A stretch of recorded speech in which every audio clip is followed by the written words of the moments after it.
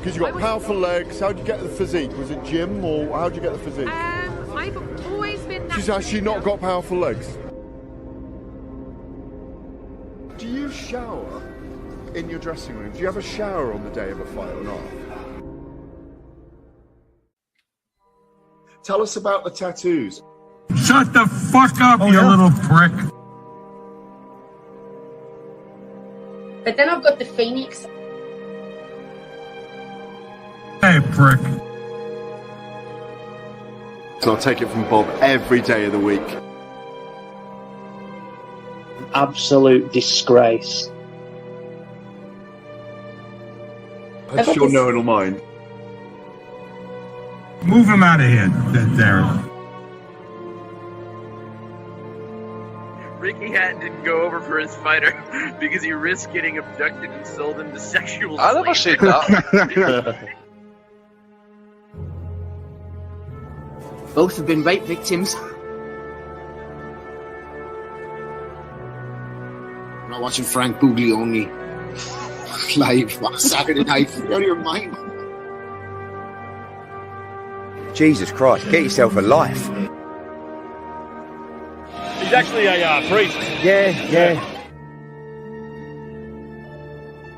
It's because his brother John Fury eye gouged him. What have I told you all this time? He's going to end up sucked out, fucked out, looking for a handout. Boxing, nutters, messenger group. I'm gonna be the king. J-Pump. You know what I'm saying?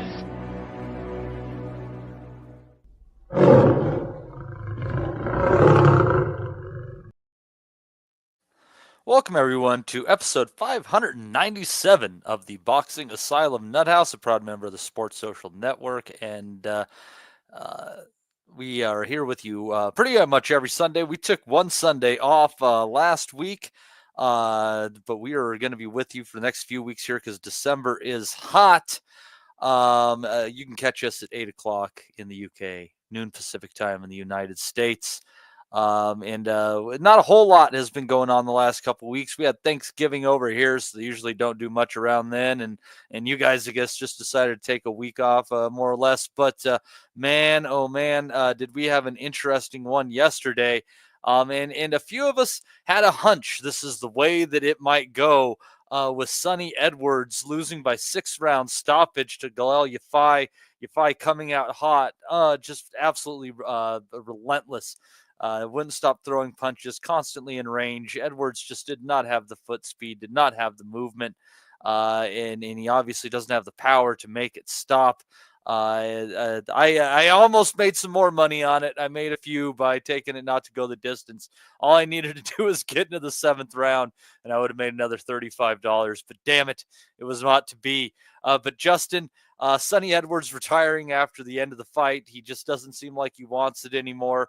Yafai, obviously a player now in the division. What did you think of his performance yesterday? I think that's why he retired. He didn't want it anymore. He just looked from everywhere, from the start of the fight till the end. He just didn't want to be there. I don't know if he just wanted the one last paycheck or he thought. I don't think he actually came to win the fight. He just never looked like he was even going to really try to win. He was just there. And it kind of, I wouldn't say the word sad, but they should have let him quit after the 2nd round because he tried to quit. You could tell he was like wanting them to let him quit. But they kept saying, "Oh, did you really say that? What are you talking about? You don't mean that." Yeah, he did mean it. That's sometimes if you're a quarterback, you got to be like, just pay attention. He doesn't want, you're not helping him. You're not, oh no, I'll get him motivated because Sonny, he doesn't have any power. So it's not like, oh, he could give away 3 or 4 rounds and he can still turn it around in the final few rounds. After the first few rounds, when he's sitting there telling you, basically, I don't want to be here no more. I'm done. You got to let him be done. Because he's not going to win by any other way except outfight the guy, and he can't do that. So I think that was kind of sorry on the corner side. I mean, the guy he didn't want to be there. You're forcing him in a way to stay out there. So look at his head. I mean, he had like welts all over his head. He was all beat up for no reason. They let him get whooped for no reason. And that's what kind of pissed me off. There was no point of that. Let the man get out. If they don't want to go, and he's going to get paid. He went 2 rounds. Let him out. Edwards, he's like Paulie Malignaggi. You can only do so much if you cannot bust the paper bag.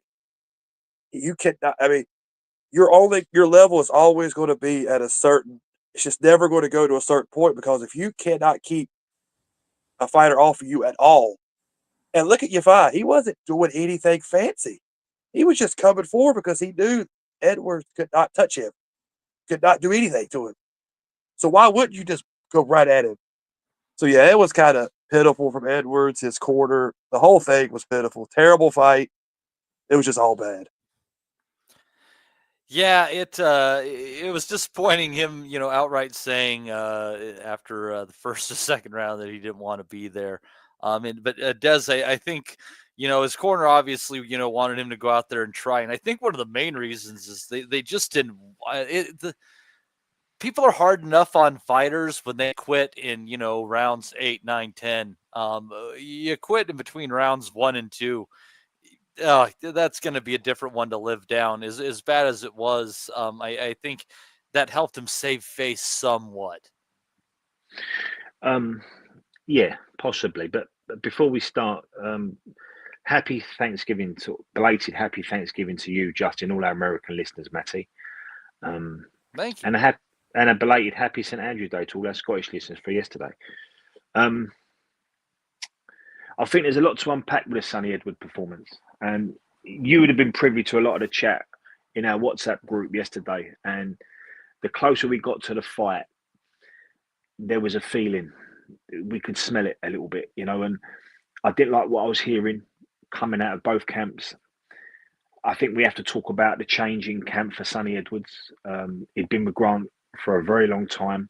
He'd been in that gym. He'd spoke highly of that gym, and he'd said throughout his career how important that gym was for him. He championed Grant Smith as the best trainer in the country, and he thought it was diabolical that other people didn't think that.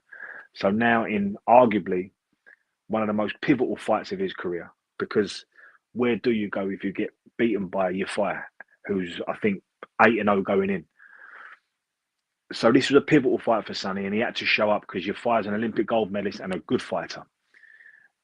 I didn't like what I was hearing, and I'd heard some really good things coming out of the Institute of Sport in Sheffield, where Yafai had trained. I'd heard he'd been dealing with sparring partners really handily, and they'd bring in sparring partners over from Mexico, and they was going home early because they didn't like the work.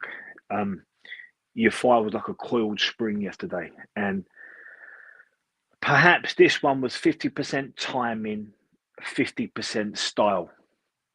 I mean that in that Yafai is an intense pressure fighter who's reasonably heavy-handed. You have to assume that he can crack 8-0, 6 by stoppage. Now I think he's 9-0, 7 by stoppage. So he was very aggressive. He was very proactive, and he jumped on Sonny early, and he took Sonny's legs away. Now, if you had to take anything away from Sonny, it's his legs. That's his main attribute. That's his USP. And Yafai done that successfully. And we could see as early as round 2 that he had forced Sonny into a very uncomfortable pace. And Sonny started to struggle. Now, perhaps Yafai and Rob McCracken have worked intensely on jumping on Sonny and doing a similar job to what Bam did to him. And then you have to ask the question, we've looked at Sonny's career, and there's no doubt about it, he had a window from, say, the Methylane fight in 2021 all the way up to the Bam fight, where he looked like he'd got boxing sussed at fly and superfly. But anyone that could punch, anyone that was intense, anyone that could close that space and take Sonny's feet away, or the effect Sonny's feet could have in a fight, anyone that could do that to Sonny Edwards would take him into a fight and force Sonny to fight at an uncomfortable pace. And we've seen it against Bam. We've seen it against Curel. We saw signs against Curel. And then we saw it again last night. Sonny doesn't like being in that place. And it's really interesting because Sonny goes from this uber confident, very secure, stylistically sound fighter. He does a 180 and he looks sorry for himself. Like he said categorically yesterday, he didn't want to be there. And he's almost just hanging tough from very early stages in fights when you put it on him. So I think it was a really good performance from Yafai. I think he showed an awful lot of flaws in Sonny Edwards' style. I mean, when that style's good, it's good and it works. But if you can do what Bam did and in spells what Curiel did and definitely what Yafai did, I think you'll find Sonny out. And I think down at 112, I think it's a weight where you can be fast-tracked. And perhaps Sonny was fast-tracked. And perhaps Sonny looked good at a level, domestic level and just above domestic level. But let's not take away the Methylane performance. That was a really good performance, but it was done in a certain style. He won that belt fighting a certain way. And you just can't do that to heavy-handed kids that are prepared to walk through you. And that's what your fight was last night. I don't like what I'm hearing from Charlie or Sonny with regards. Sonny's had 1 foot out of the game, and he wasn't the real version of Sonny yesterday. Nonsense. They both had the same date. They both had the same time. They both trained hard. They both showed up in shape, on weight. Yafai was the better man last night. He boxed very, very well. Yeah, and it's, Sonny's had a short shelf life, but he was a tidy boxer there, and he got to the title level during his time. I mean, he definitely had a lot going for him as far as everything basically except power, man. Speed category combinations, foot speed, footwork, all very, very solid. I think he says he smokes cigarettes though, and you kind of wonder how other things that he might have done outside the ring that might have taken a toll on him. But I was trying to think of the closest comparison to him in recent memory. And I tracked this fight pretty well, except I think I gave him too much credit. I thought he'd be stopping in the 10th. But I honestly, Des, I think I mentioned this group. I think Yvonne Calderon is probably the closest comparison that you can make to him, just because once that foot speed, that edge was gone, and guys were able to track him down. It was just a different ball game, and he got to his mid 30s, but it was the signs were showing before he ended up with, I think Moises Fuentes might have been the first one to beat him. Yeah, and that's a good comparison. I think did I hear right? Justin sort of made the comparison with Pauline Malignaggi as well. Yeah, he did. The only thing I'd say to that is we see Paulie hang tough. We see Paulie hang tough a number of times. I see Paulie go to Russia and win titles. He hung tough with a peak Miguel Cotto. Paulie lost fights that he should have won. So I understand the comparison with a non-puncher, and he uses his feet as his first line of defense. But I'm addicted.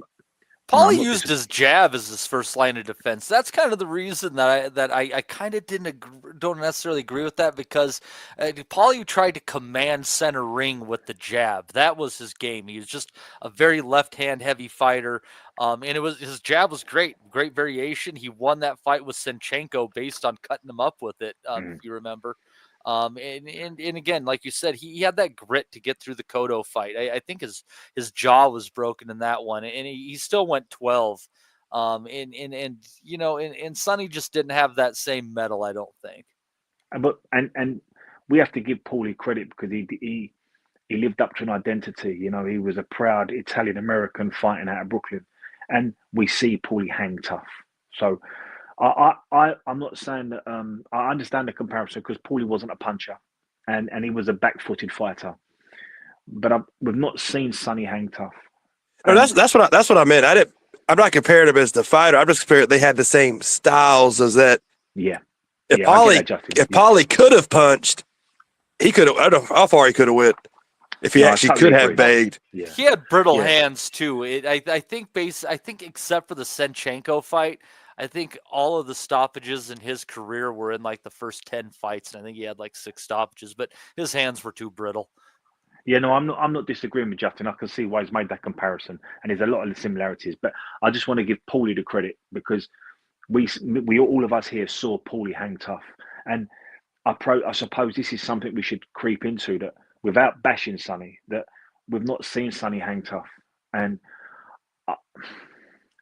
I think he wanted to get out of there against Bam, and I don't blame him. I didn't like the signs against Curiel, and I didn't like the language I heard in the corner last night. So I think Sonny's that guy that when he was forced to fight and he was taken into uncomfortable territory in deep waters, I'm not quite sure Sonny was that kid. And that's not to say that he's not a talented fighter, he's not a brave kid, and he's not a boxer, he's all them things. But if you're going to hang tough at the top end of boxing, I think you're going to have to get into swim in deep waters for periods of your career, and we've not seen Sonny do that. So if he retires on last night, I think there'll be regrets. But look, congratulations, Sonny. You've had a career, but I think what we want from our fighters, and certainly what we want to see down them lower weights, is what we saw from Yafai last night. Well, you'd have to think that he made a pretty damn decent paycheck from the Bam fight. I don't know exactly what he made, but he had to be somewhere in the low mid six figures. Yeah, I know, but I mean, yeah, I hope he did. But he's only 28 years old, Matty. He's got a lot of living to do, and yeah, hopefully he has been well paid, and hopefully he earned a few quid last night, and hopefully he's done ever so well out of his career. Please God, he has. I'm just thinking more from a professional and personal standpoint. I think Sonny will look back on potentially the last 3 fights of his career, and it probably represents about 12-15% of his career, and I think it'll be the percent that defines him. Yeah, very sadly. Well, here's the question. Here's the question: where does he go if he did come back? Does he want to go back to like the British level? Does he have to go back to that level? I guess that's the question he might be asking himself too. Where is he right now? Is he at the top? Can he go back and be that? I don't think he can. So does he want to go back and start over again? That's like stuff. I don't know where he would go. Well, the only thing I can say to that, Justin, it's a good point, but I think we all accept that Bam is a pound for pounder, and he occupies his position at Superfly. Is probably going to go up, and I think Yafai is going to be a very good fighter. So I think in time, with a couple of good comebacks, I think Sonny would be forgiven for last night. But look, where's the motivation if you've not got any motivation? If you don't fancy it, you don't fancy it. I think there's always going to be a place for Sonny Edwards, because I think he brings something to that division down there. I think, if we're going to talk about Sonny Edwards for a bit, I think he has been animated. I think he has played a certain type of character. I think he has been engaging one way or the other with a lot of fans, and I think he has put something in boxing down in them lower divisions, down at down at Fly or Superfly. But I think there'll always be a space for Sonny Edwards, and I think there's always going to be fights down there for him to have. But does he beat that top tier fighter? Does he beat that Latino, that Hispanic? Does he beat the guys like the Yafais? No, I don't think he does. I don't think Sonny wins a fight where he's forced to operate in uncomfortable places. But outside of that, I think Sonny's got a style that wins him an awful lot of fights. Honestly, and Des, just correct me if you think I'm totally out of my mind on this, but because of his attitude, his mouth, the way he is on social media, I would think if you see Sonny Edwards back in the ring again, it's going to be in some sort of a Misfits kind of capacity, in the sense he's going to be fighting some dude. Yeah, but absolutely. But if we're going to go down the Misfits capacity, I don't know if that would be the case. But you've got to fight. They're quite unique, these little fellas. You don't get many of them about. It'd have to be a jockey or someone like that. So I'm not quite sure. Jockey or someone like. Well, I'm trying to work out. I'm trying to work out a celebrity or a social media character that they're normally 6'2" with big biceps and pecs. I'm not quite sure who operated at that size and height and weight to give Sonny an opponent. But well, hold on. Based on his skill alone, I mean, wouldn't you think that if there was some celebrity who could make 140 pounds, that Sonny could box the shit out of him over 4 stupid rounds? Yeah, definitely. Yeah, absolutely. But to be honest, Matty, we just sort of spinning plates here. I don't think that's the route for Sonny. I think you're absolutely right. He's a certain type of character. He plays the villain. He's created this sort of panto character Sonny has over here, and he's a fiend on social media. But I think Sonny's got too much about him, and I think he's too much of a student of boxing to sort of go down that road just yet. But look, he's 28 years old. Give him 6 months. Don't be surprised if you see Sonny fighting for a European title. Don't be surprised if you see Sonny sort of picking up a belt and then navigating his way back in. He's got to let the dust settle for now. But last night was a heavy defeat. It was a big defeat to take. And perhaps we should spend more time talking about Gamal Yafai, because that kid's a talent. Well, he's supposed to be set up to fight. This is supposed to set him up to fight Kenshiro Taraji, which is a fight I would love to see. Yeah, I'm a big Taraji fan, and I think that fight makes a lot of sense for somewhere in the Middle East, probably part of Riyadh season. I just think it does, with the Yafai's heritage, et cetera, et cetera. I think that's how you make money off of that. There'll obviously be some Japanese folks that would come in for that. There's some dough in that country. The Taraji, the WBC champion, isn't it, at Fly? I think so. I think that's how that, he's a good fighter. He's a good fighter, and but he's been beaten. He's not a huge puncher, so I think that's a good fight for Yafai. So you're quite right. If they can bring that to perhaps Riyadh or even get it over in Japan, I think that's a great fight for Yafai. And Yafai's being fast tracked. Yafai's there now. He's got a green belt around his waist. He's beating a world champion.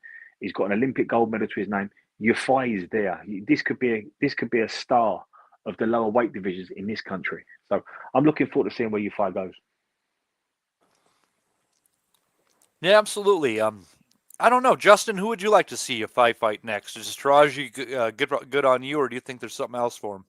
No, I'm happy with Taraji because Dez is right. If he beats Taraji, then that's it. That's the British superstar. I mean, he's the top. That is, I mean, he is. I mean, yeah. So I would go for it. I mean, like you said, now you can't go back. I think Dez said that you can't go back.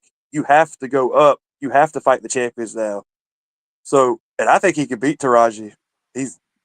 Taraji's 32, which is you hate to say old, but it is for these weight classes. He's looked vulnerable his last couple of fights too. Rosales his last fight. He's been in some tough fights. I think Yafai gets him. I think Yafai could get him. So why not and why does Yafai have to lose? If he loses, okay, wow, he lost to a really good world champion, he'll come back. So you might as well just go for it. You don't lose anything. Just go. And just lastly on that point, Matty, and Justin's, he's absolutely right. Lastly on that point about how where Yafai goes, and Yafai comes from a good boxing family. I think there's 3 Olympians in that household. Yafai's an Olympic gold medalist. There's a couple of world champions in that house. Yafai himself looks like he's got the goods, and he's a really well-spoken, polite kid from a part of the country that doesn't breed lots of boxers, but it's the second city, Birmingham, and there's a lot going on there. And I think Yafai could be the right guy, the right place at the right time. And it would be interesting if he gets that fight with Taraji, and if he wins it, like Justin said, that's your next superstar British boxing. Yeah, and it'd be good to see. I love seeing it when these lower weight guys are able to capture the imaginations of the boxing fans, because everybody loves a knockout artist, big heavyweights. Basically kind of like welterweights and up. People kind of pay attention to. If you capture the imagination of the general public as a lower weight fighter, that means that you've got it. That means that who you are is undeniable. That's the detention that was thrown upon Chocolatito and then Inoue as well. And the idea that maybe he's worthy of that down the road, it would would be amazing. But the fact that he's already 32 years old, or 31, the gold medal and all that aside, he really needs to start stacking up some W's if he's going to max out his potential. Which is amazing because, he made Sonny Edwards look old, and Sonny Edwards is younger than him. But I think it was John Rawling made the point last night on comms. Sonny's had an awful lot of 12 rounders, so I think I think Justin said it. Down there, you do age quick, and I think if you're doing 12 rounders and you're boiling down, and it's one camp after another, one 12 rounder after another, I think you do age. And I think what we saw, I don't think Sonny Edwards. I've got to make this clear. I don't think what we're seeing with Sonny Edwards is an age issue. I think he doesn't like being taken into uncomfortable places. And every time I've seen him, Bam, Curiel, and Yafai, they've taken him into uncomfortable spots, and he didn't like it. So he's not the first, he won't be the last. And so I don't think Sonny's issue is an age one. I just think it's a stylistic issue. And I think Bam, he let the cat out the bag. He showed the blueprint. And Rob McCracken's a very accomplished trainer. They've got all the facilities up there. So you can see they've clearly worked on it. And that's what they set about last night. So I think Sonny's issue isn't age or perhaps lifestyle or fights he's had. I just think it's a stylistic issue. If you can walk through Sonny's punches, and if you're prepared to land, and you're heavy-handed, and you can take him in an uncomfortable space, Sonny's legs don't work, and you've got him where you want him. I think Sonny's got to work on that. So I'm going to actually have a couple of questions on the lighter weights, or a question on the lighter weights. But first, let's go to something Michael Thompson put in there. Love Michael. He's a member of the group. Great guy. He says, who are the better boxing brothers, the Smiths or the Yafais? And that's a really interesting one. If you take amateur records into account, I think you would have to give it to the Yafais. But at this point, if you're just looking professional resume only, I think it would probably be the Smiths still. What would you think on that one, Justin? Then we'll ask Des. I agree. If you add everything they've done, the Yafais might get the edge. But if it's straight professional, then you have to give the Smiths, because if you like them or not, it doesn't matter. They've won more as far as what they've done professionally. So I agree with you. If you're saying the whole body of work, it's close, though. I mean, Paul Smith, I guess, is the anchor that's weighing down the Smith family. But you could also argue he deserved the W over Abraham the first time, which would have made one more champion in the family. You can't say that. But, yeah, I would say professional, the Smiths. What are you thinking, Des? I like Michael Thompson. He's my mate. It's a good question, but I hope he doesn't mind if I call out the Mackenzies. They're my favourite boxing brothers. The Mackenzies. Oval? Yeah. Like Oval? Duke. Okay. I'm trying to think. They come from a brilliant boxing family in Croydon, and Duke was a free-weight world champion, and his brothers were fantastic fighters, and their kids were good sportsmen. So he's asked me the Smiths or the Yafais. I'm going to go with the Mackenzies, if you don't mind. Mackenzies, all right. I think there's a few interesting families that you could mention that were very good. The Kamedas, I think 3 of them held titles at times. I think they might have held them simultaneously. They did.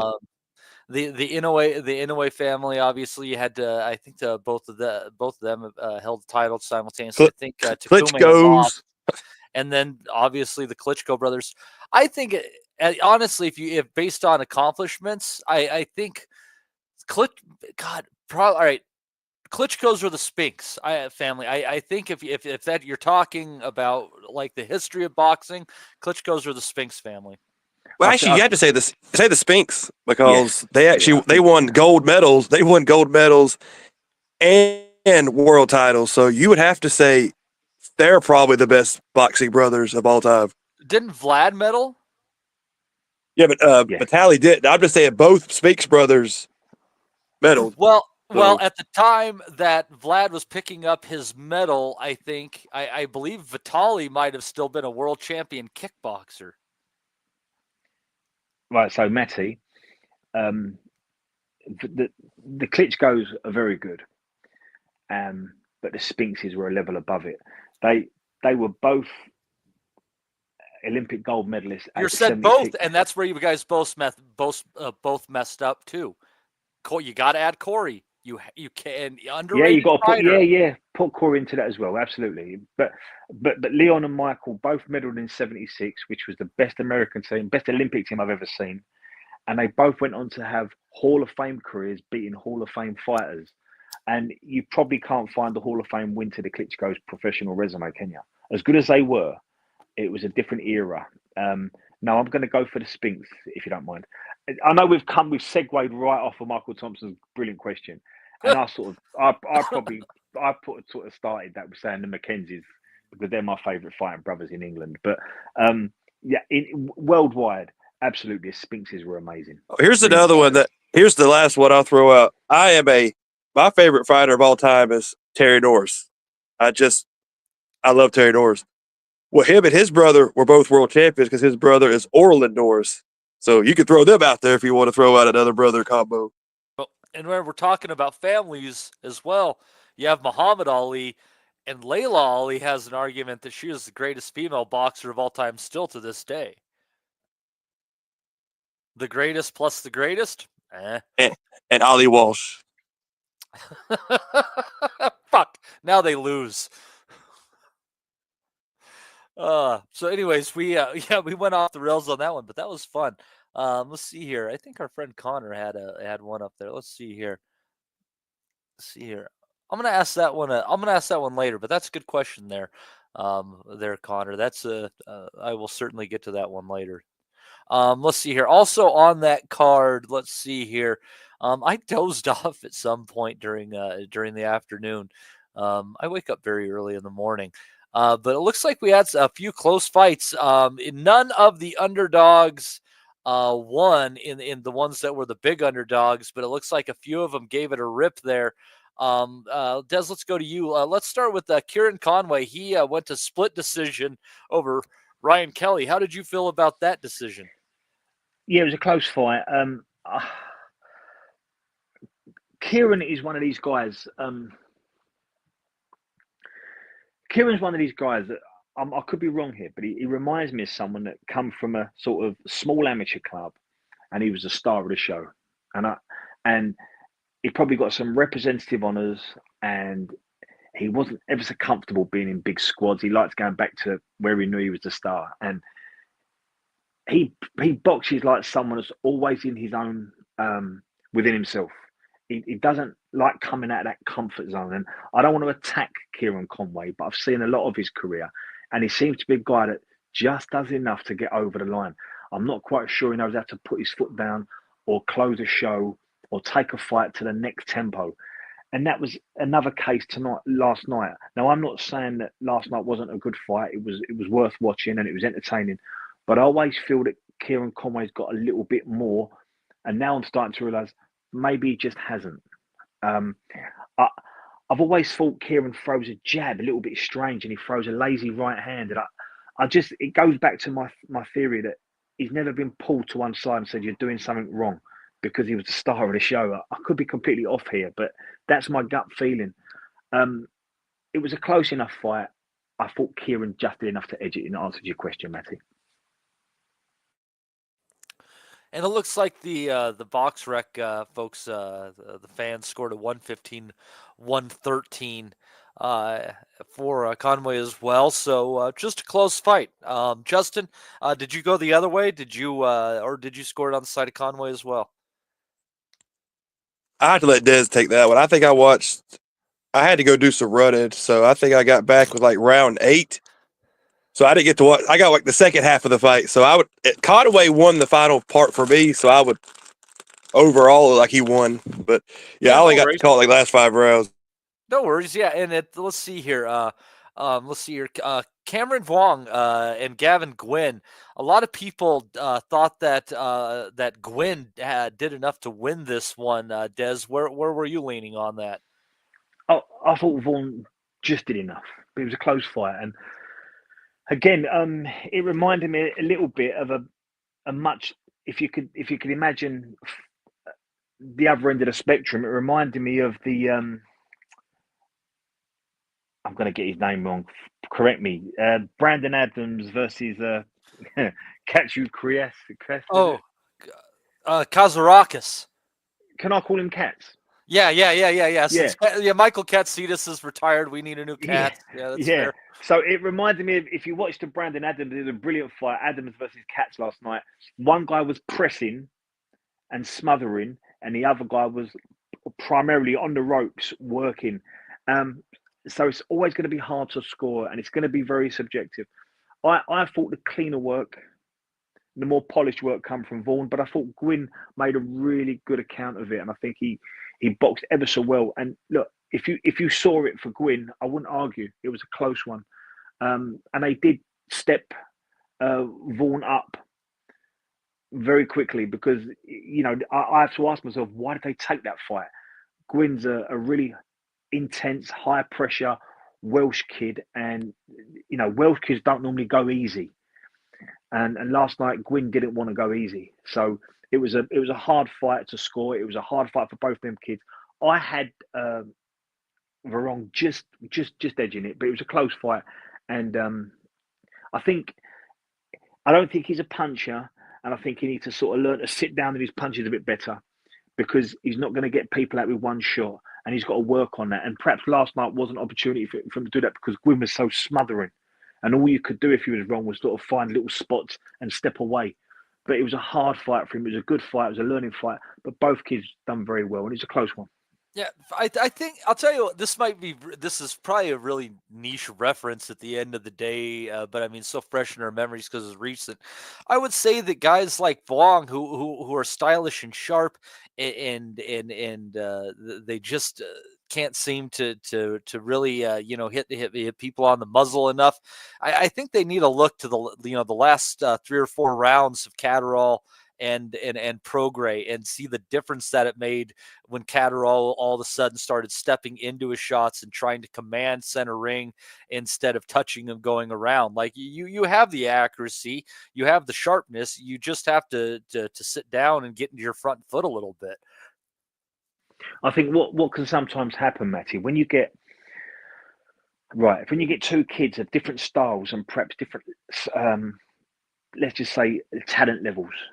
If say Veron is like sort of 2 levels talent wise above Gwyn, but not necessarily more intense or not a better pressure fighter, I think what Gwyn does is says, I'm not going to give you any room at all, and they smother you and they press you and they fight the fight with their head on your chest.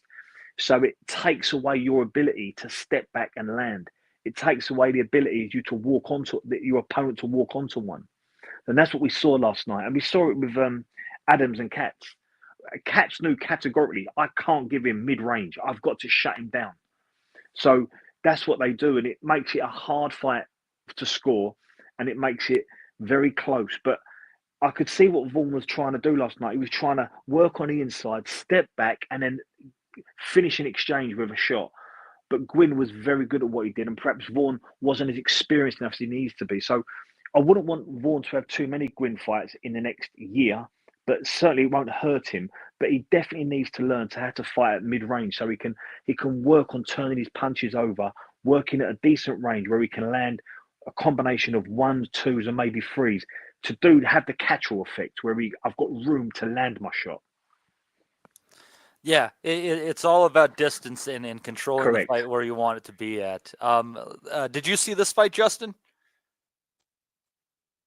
Maybe 5 seconds of it. No. The only fight I saw was I saw the last 4 Conway. I saw the whole Ritson fight and then the main event. Right on. Well, why don't you let me know about the Conor Walker against Lewis Ritson? The only one who passed his test reasonably well.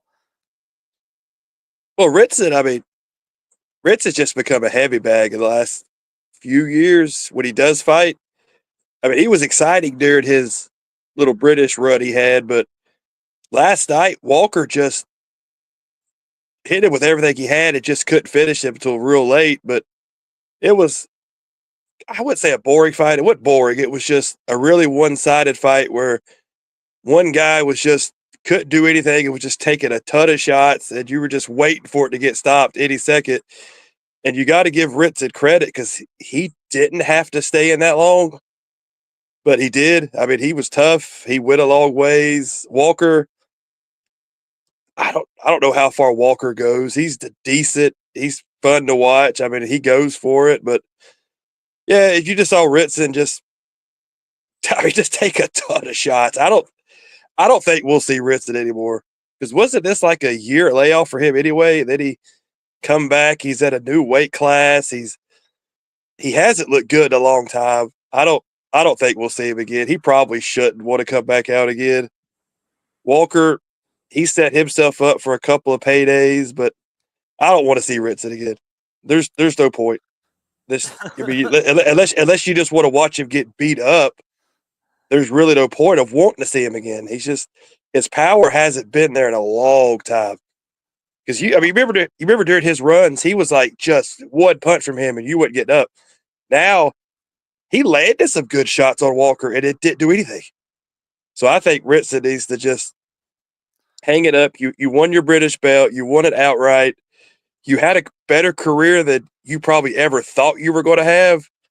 You've made more money than you ever thought you were going to make. Just move on.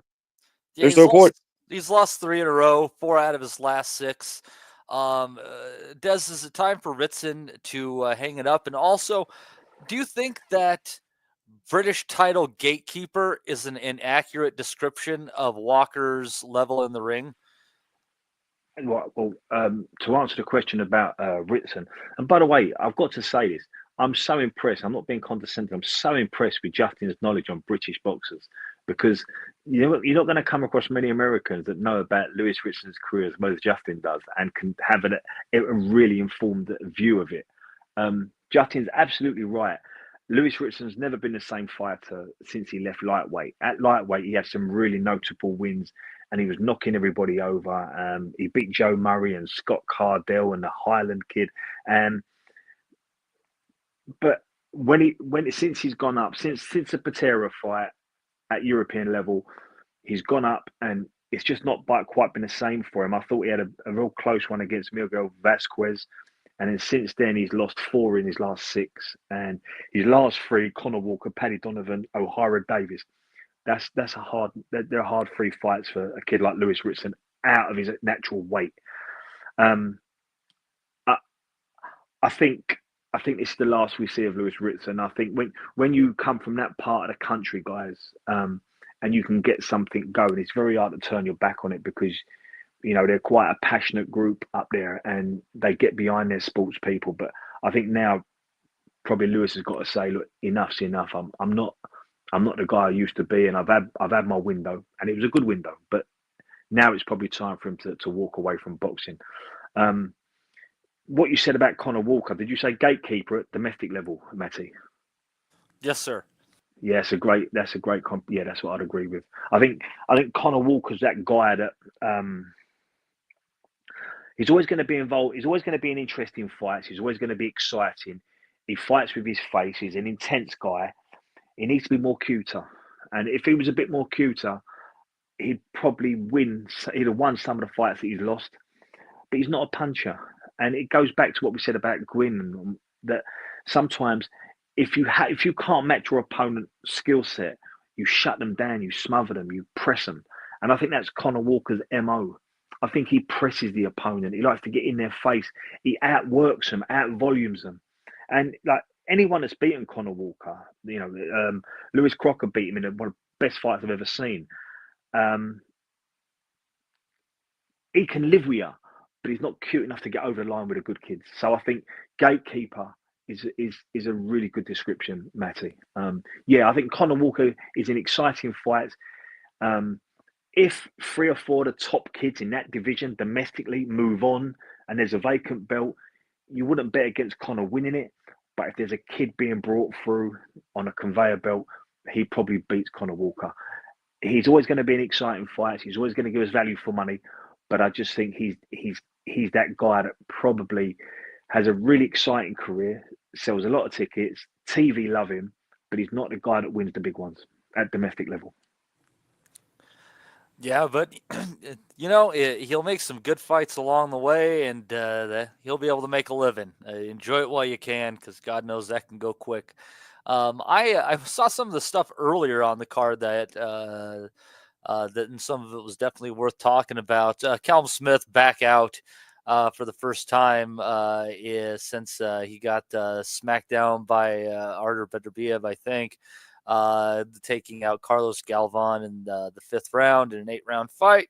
Not much to say there. He still looked sharp. He took some shots that he didn't need to from Galvan, but he knew what he was in there with, so nothing really going there for him. But I think that he might be moving into a fight with Buatsi. Let's see here. Troy Jones and Michael Stephenson had a nice fight with Jones winning a very, very clear decision. But it was one of those fights where even though he won pretty much all the rounds, pretty much all the rounds were close in their own way. It was a pretty enjoyable fight. Let's see here. Hamza Udin went to points with Ben Norman. He's a decent enough fighter at flyweight. This was just his 3rd contest of his career. So we'll see where he goes from here. Aaron Bowen and James Todd engaged in a really fun fight. Bowen ended up going down in the 2nd round, only to come back and stop Todd in the 5th.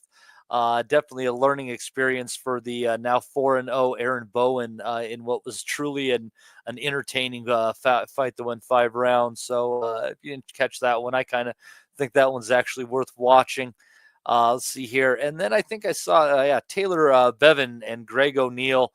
Debut fight for Bevan, taking on a 7-8-1 guy. Well, now a 7-9-1 guy in O'Neill, and he got him out of there pretty quick. He looked sharp. There might be something to this kid. Des, apparently he did. I think they might have set a silver in the Commonwealth Games, so he has some amateur pedigree, and he seems to be a bit of a puncher as well. Yeah, they're excited about him. We'll see how he gets on. Yeah. Any other thoughts on the fights I just ran through there? Good to see Callum Smith out, but I'm now losing a little bit of patience with the Callum Smiths of this world. He was a good amateur, comes from a good family. He's been a pro 13, 14 years. He's been on the sidelines for 10 months. He fought Beterbiev. He got beat. Get over it. Most of them do get beat against Beterbiev. I don't want to see no more tune-up, warm-ups or comebacks. Let's chuck him in with this host of light heavies that we've got before they all get old, they all retire, and we all talk about the fights we never had.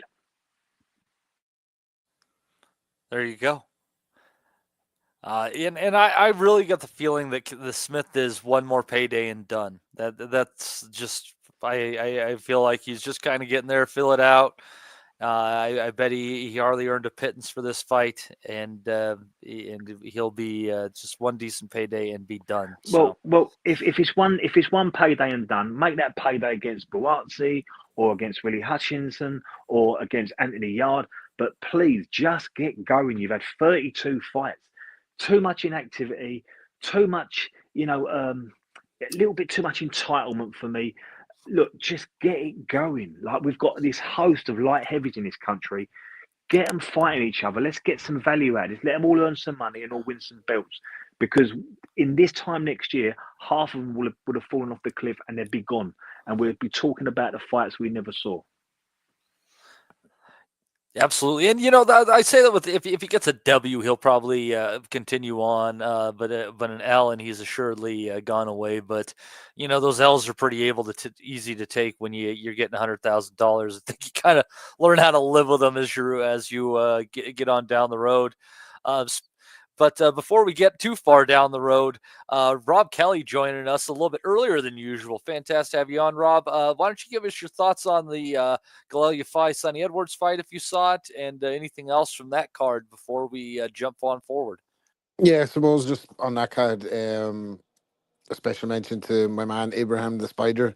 Got a nice little early win with a body shot. I think he's going to be good. I've been asking about him. The optics are good. I've seen them in the training footage of him earlier before he turned pro, and I kind of like the look of him, and I've been keeping an eye on him. And now he's kind of come to the forefront. He has the deal with Matchroom. He has manager in Big Rapper from Birmingham called JK, who's investing in him, and he looks the real deal. So I've been asking what's he like in sparring, in terms of holding a shot, because sometimes you can see guys on the way up and you're knocking everybody over, and you don't know if there's a bit of glass there. But apparently he takes a shot pretty well as well. So we'll see what he's like as he progresses. But I think he's going to be something. I like him. And then on the main event, Sonny, like, it didn't go the way I predicted it would. I thought Sonny would just pick his pocket, go side to side. I thought it'd be a tight fight, but I thought he'd have enough. You need legs to do that, Rob. Yeah, I mean, look, we'll get to that. So, like, I think as I said, I got it completely wrong. I thought Sonny would pick his pocket, going side to side. I thought he'd just be too elusive on the night. I thought he'd be making a miss, but where do I start on this? Because there's a lot being made of Sonny in the corner saying, I'll tell you the truth, man, I don't want to be here. And then afterwards, immediately retiring. And I don't know if I go all the way along with that. So there is stories that, like, he didn't have the best of camp and that he couldn't move and that he was just basically turning up for a payday, which is a separate issue that I'll come back to. But I think he might have made the decision to retire after he shipped the first shot in the first round. Like, Yafai was on him like fucking flies on shit last night. Like, he was closing the distance on him. He was handling him, manhandling him for the first 2 rounds. And I just think, I don't know if Edwards is dead at the weight or Bam took his soul, or it's a combination of things. I don't want to take too much away from Yafai because it should be he should be having his moment. He boxed perfectly. He showed like fucking, real aggression. He was loading up early. He has obviously heavy hands for the weight, and he was finding. So he found him almost immediately. I think Edwards was looking to kind of sit on the ropes, ship the shot, looked like he touched down, and then from then on didn't really offer much else. Couple of things to kind of think about. I don't want to be like a fucking expert at it afterwards, but I was just looking at Edwards on the pads in the warm up. Something looked off. It looked like he didn't look that sharp. Now I know they're only doing like a little drill or whatever, but he just looked like a fraction of a second off with his hands. I thought, fuck, that doesn't look great. Like, and then he's supremely confident coming to the ring and all that. With the aforementioned JK. And I thought, right, this is going to warm up into a right little contest. But as soon as he got touched, I thought, fuck me, he doesn't. He looks like he doesn't fancy it. Not that he doesn't want to be in there, but he just doesn't fancy it tonight. So when he comes to the corner and he says, I know I don't want to tell you the truth. Can I be real with you? I don't want to be here. I think that guy's a bit of I don't know the trainer. Is he a bit of a novice guy? Is he the scouts guy that's under Ben Davidson? Des will be able to tell me. Rob, I think Sonny met him. I think he spends a lot of time in the Steel City gym, bringing sparring partners in. And I think him and Sonny had a relationship, like, they got on. And it's clear that Sonny has fell out with someone in the Steel City gym and a position has been taken. And, sometimes, Rob, you can say, I tell you what, I'll go. And then everyone says, okay then. And they've let him go. So he's had to walk out. It was like it was like one of those where it was like, I'm getting a last payday here. Maybe I'm going to take the lion's share of the fucking purse for myself. There could have been that, There could have been that. You know what I mean? Well, and like this guy, I'm not going to pay the corner fees or whatever. So I don't know, but I think if a fighter tells you that he doesn't want to, now this guy obviously knows Sonny Edwards better than me, and maybe this is kind of these could be in line with his personality in training. So I know for me, any kind of training, I hate doing it. And when I'm doing it, I complain the whole way through it. And I get through it, but it's my personality not to just do it and love it. I'd be doing training and I'd be giving out shit about it the whole way through it. And that's my personality. So maybe Edwards has that kind of personality where, he'd say things like, I don't want to be here. And he needs to kick up the ice to get him motivated. But for me, I thought that the trainer looked very naive and sounded very naive and very green in the way he responded to that, because he gave him like a rocket, like you give a footballer, get your fucking set together, like, fucking da. And then he starts saying to him in the next round, right, I can see your legs are gone, so I'll tell you what you do, punch when he's punching. And, answer back. And some of the shit that he was shouting out I just thought, like, he sounded very green. He sounded like he didn't know what he was doing. And for me, I'd be looking to pull the fighter out if they say to me that they don't want to be there, and I think Edwards looked for a way out I think he's acted without jacking it, that way. I think he's acted without a no mask, because the ref was saying to him, I don't think he was under a massive amount of pressure. I don't think he was shipping the heaviest shots in the world. Easy for me to say all the same. But I don't think he was shipping like too many massive concussive punches. He had his hands up. he wasn't fucking moving his head. He wasn't moving side to side. He was just pretty much a sitting target. But saying that wasn't really shipping too much. And the ref made a comment and said, "Sonny, you have to show me something." And then he basically showed him nothing after that. And he was like, "All right, stop it. Like, I'll keep my hands up here. And I look like I'm looking like I'm going out on my shield. And I'll do the whole, oh, I can't believe you fucking stopped the fight." But for him to come out then afterwards and say, "Oh, well, win, lose or draw, I was done. And I just don't feel the same anymore." And blah, blah, blah. That's cool, man. But loads of people paid to fucking go watch the fight. And there was none of that beforehand. Do you know what I mean? So I was listening to Oz in the original Nutters WhatsApp group there earlier today, and he was just talking about it. He made some good points. He's like, people fucking buy hotels, they buy tickets, they want to come out and see a fight. If they fucking know that you're obviously you can't say like, I've had a worst camp of all time. That's not the way the fight game goes, but does leave a bad taste in the mouth of the fight fans when they've invested their hard-earned money, and God knows fucking 2024 has been it's harder to get money than probably ever before. Like, people are robbing Peter to pay Paul, and then they're fucking putting their hand in their pocket and spending good bread to go to a boxing event is not cheap. Like, and to hear him then come out with that, and it's like, oh well, I was going to retire anyway. I'm just not the same, and blah blah blah. Just felt a bit anticlimactic. Good for Galal Yafai. I hope he goes on now and does great things. He's actually older than Sonny Edwards as well, so it's not even like the younger, fresher fighter. And Edwards is talking about his body breaking down, and it just seemed all little bit unconvincing to me. Every bit about it, a bit disingenuous, a bit of a fucking rob the bank. Like, so, Sonny Edwards has been a great fighter, has been a very good world champion, has beaten some top guys, and gave it all against Bam, as I said before, and dared to be great and wanted to fight and actually actively sought out a fight with Bam Rodriguez. So you can't really fucking take away from him as a boxer. He's been very good, but on that one moment, I'd say it'd be hard for fans to forgive him in the immediate aftermath. At least I thought that was a non-event basically from his point of view. From what Edwards offered in terms of opposition was fucking nothing. Like, now again, I don't know if he decided to feel like that after he shipped the first shot, or that was something that was ongoing. Like,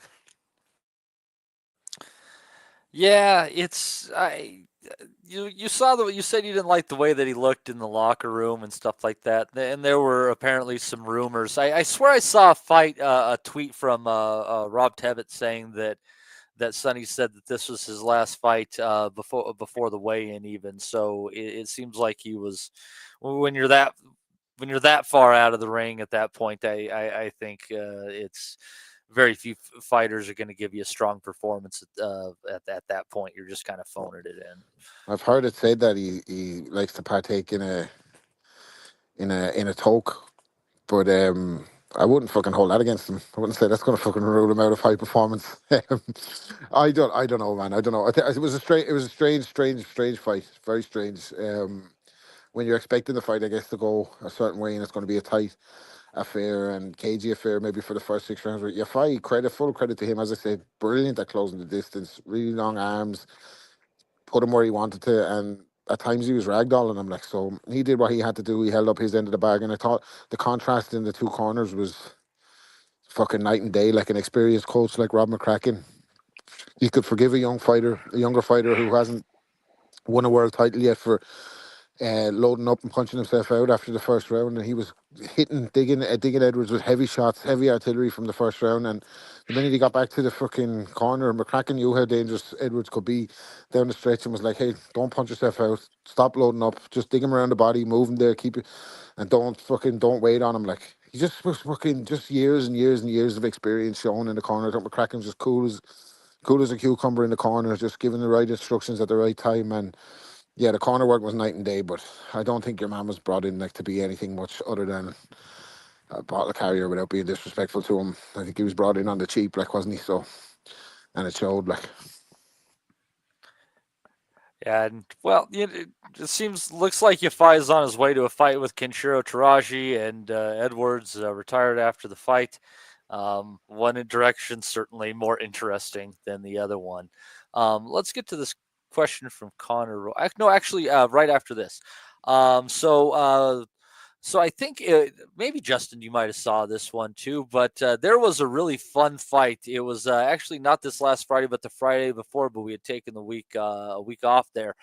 It was the finale of the junior middleweight tournament in overtime boxing with Andres Katsarakis taking a split decision over Brandon Adams in what was a fantastic fight.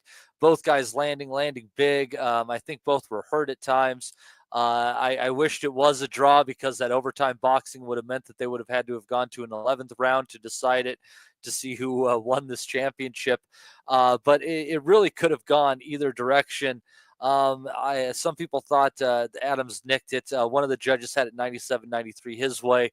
Another one had it 97-93 Katsarakis, and then a 96-94. It was a really fantastic fight for those who didn't see it. Justin, did you happen to see this overtime boxing fight? Yeah, I caught the final 7 rounds. I didn't get the first part, but Adams, isn't he the guy from? He was in one of those tournaments right before this, wasn't he? Tournaments. He yeah, it's like his 7th different tournament. He won a Bocchino tournament. Yeah. Okay, I was going to say, because I know I've seen him in a lot, because he was like on the NBC. They had something he was in. It was a good fight. I mean, I really didn't score it because, like I said, I missed the first part. I would have probably thought the Katsarakis, however you say his name. I mean, for me, the last part of it, he looked like he might have been the one that was taking it, but it was a good fight. And like I said, that was a couple of weeks ago because we haven't had nothing in the last 2 weeks. But yeah, it was decent. If you haven't watched it, the whole fight, you people should. Maybe, especially when they're that tight of a score, it doesn't hurt to go back and see it. But it's a good fight between guys that are probably not going to go nowhere. But that doesn't matter because at least they're fighting for something. I don't know how much money they get for the overtime champ, whatever that tournament was. There was $100,000 for the winner. Yeah, so I mean that's a lot of money for these guys, but this is probably their world title shot. Yeah, I don't know about. I mean, Adams had a win over Bahuchik a few years ago. He's the one who took Bahuchik's so he's a really good fighter, actually. And I kind of think, as far as it goes, Des, I think both of these guys actually play in this 154 division. It was a hell of a phone booth fight. Well, it's a pretty stacked division at the moment because you've got Bud, the new guy, Martazeliev, Ortiz, Madrimov, Fandora, Boacek. So it's a stacked division. But I think both these guys can be competitive in that division. I'm not quite sure how many of them names they beat. But with regards to this fight, to give you an idea on and how close this fight was and the two stylistically how they both matched up well. One judge had it 97-93 to Adams, and another judge had it 97-93 to Katz. So it was a real hard fight to score, and I can see how you could have wide cards for fights like this because it's pretty much what you go for. I thought the tournament was a good idea. I think we had the two favourites meeting in the final. I think there was a lot of jeopardy for both of them. The tournaments have been good for Brandon Adams because Brandon's had a really quiet couple of years, but he's had a really active, busy 2024. He's been out 3 times because of this tournament. And I didn't like the low blow in the second round, Matty. I thought he was a bit of a liberty got taken because Adams buzzed Katz in the first. And I think it was so low, I would have been inclined to take a point off Katz for that because it wasn't even on the belt. It was right under the cup. And Adams took a long time to recover. But after that, it was very close. It was very intense. And what you had was Katz pressing the fight, similar to what Gwyn did to Veron last night. And he was getting a lot of leverage on his punches, throwing them wide over the top. And that cancelled Adams' mid-range punches and Adams' overhand right, which he's good at. Adams was forced to do a lot of work on the inside. He was having to sort of find little spots, step off and try and get some distance and keep it. But Katz was so intense and he kept pressurizing him. It's pretty much what you go for. I thought that the better work and the more technically sound work come from Brandon Adams. Katz done the more eye-catching stuff, though, and he was pressing the whole night, pushing Brandon up against the ropes and from corner to corner. It's a hard one to score. If I could give it both a draw and see it again, I would. But watching the fight as I did, I thought Adams just nicked it because I thought his work was a bit polished and a bit better and harder to do. But it was a really good fight and good luck to both of them. Yeah, and I think that I can't remember what title it puts him in line for. I think it puts him right in the loop for one of them to be getting into the a mandatory position, though. So yeah, and I think both of these guys. I mean, at the very least, you match them well. These guys are going to be in entertaining fights. I will say this, Matty. Sorry to interrupt you. You can always tell by a fighter's demeanour, and I think throughout that 10 rounds last week, I think Adams thought he was a more polished fighter. I think thought he was doing the more technical stuff, and I think he thought he was coming out of them exchanges the better man. And I think he was absolutely choked that he never got it. And I think Katz was a little bit surprised he's a bit too strong, but I think he was. I think he realizes there was a very good chance he couldn't have got it last week. I'm surprised Adams never got it for the work he did. Yeah, it's a little bit of hard luck there, but I'll tell you, you're lucky that maybe we didn't talk more about the previous fights because our good friend MB says Katsarakis had just beaten Abdu Kakarov. That's no joke. Neither of these names are fun to say whatsoever. Well, maybe they're a lot of fun to say actually, but you gotta look at them really, really hard and kind of work it out phonetically. Takes you back to elementary school. But anyways. Yeah, that was a good one, and I think what this overtime format goes to show in the way that they, number one, in the regular fights, they do bonuses for first round and last round knockouts, so the guys kind of wing it. But doing these tournament formats with a nice payout at the end and putting you in the loop for a title and whatever politics it takes to do that, it shows because a lot of these fights, I think only one of them might have not been super entertaining, but it might have just been a shorter fight off of memory. But it just goes to show when you put that kind of dollar at the end of the rainbow that these guys are going to go for it. And it was a really entertaining tournament. And I hope this overtime boxing thing keeps going because it's been an absolute kick. So good luck to them. Thanks for this. I think you guys are a good addition to the sport for sure. But anyways, I want to go to a question here. And this is going into a little bit in the MMA land, but given, how much money's going in Saudi in the boxing world there, I think it's perfectly reasonable. Connor Mateer popping up again says, will Turkey still give McGregor a fight and paydays? And this is after Conor McGregor has been found liable, guilty, whatever was in the case for a sexual assault against a woman. Once again, the old moral questions pop up here. I don't know.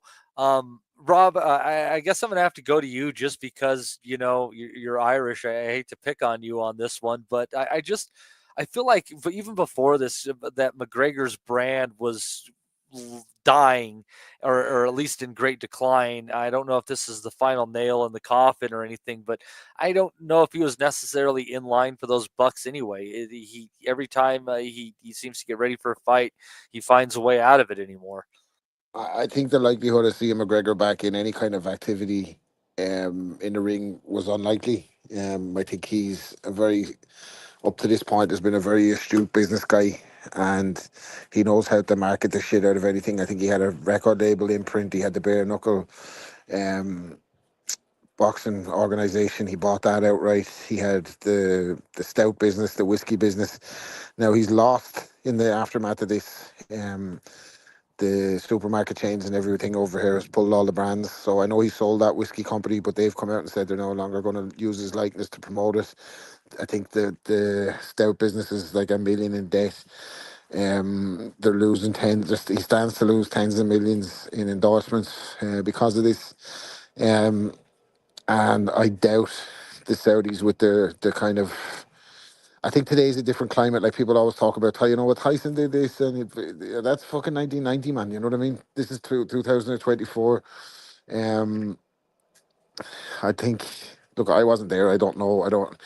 He's been found liable. I think there was compelling evidence on both sides where you could both make a case for one way or the other.